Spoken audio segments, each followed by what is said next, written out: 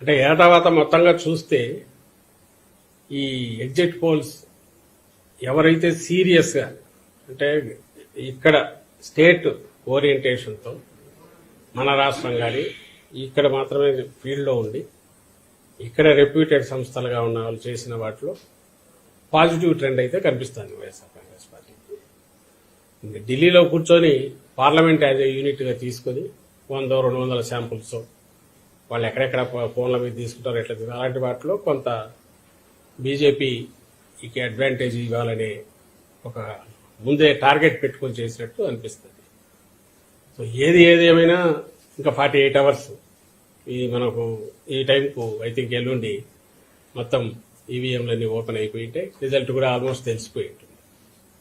Point వచ్చి ఇక్కడ ఏదంటే మళ్ళీ ముందు నుంచి మేము చెప్తున్నదే మళ్ళీ చెప్తున్నాం.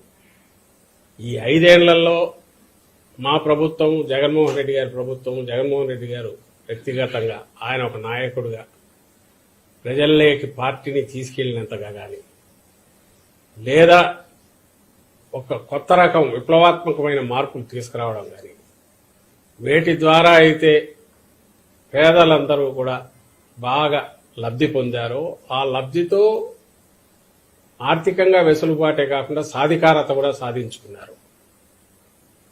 వాళ్ళందరూ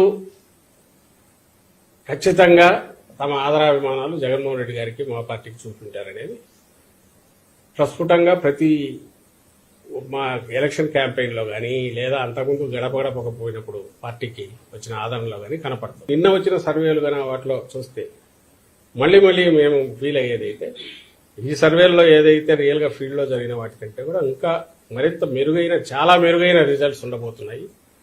ల్యాండ్ స్లైడ్ ఇది ఉన్నా ఆశ్చర్యపోవాల్సిన అవసరం లేదు. ఎందుకంటే మరి సైలెంట్ ఓటు వేరే ఊర్ల నుంచి వచ్చిన వాళ్ళు అయినా కూడా హైదరాబాద్ కానీ బెంగళూరు కానీ ఎక్కడికైనా బతుకు తెరువు కోసం పోయిన వాళ్ళు అయినా ఎవరైతే జగన్మోహన్ రెడ్డి గారి వల్ల కంటిన్యూస్ గా బెనిఫిట్ కావడమే కాదు అదే కంటిన్యూస్ గా బెనిఫిట్ కావడము దానివల్ల వాళ్ళ ఫ్యామిలీస్ అన్ని బాగుపడడం ఈయన ఉంటేనే మరింత మాకు మేలు జరుగుతుంది అని అనుకోవడం వల్లనే గతంలో ఎన్నడూ లేనంతగా వచ్చారు ఇక్కడికి.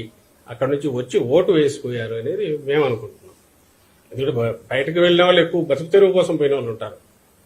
బలిసిన వాళ్ళు లేకుంటే విపరీతంగా ఆర్థికంగా ఇదిగా ఉండేవాళ్ళు అక్కడ ఉండేవాళ్ళు కొద్దిమందే ఉండొచ్చు.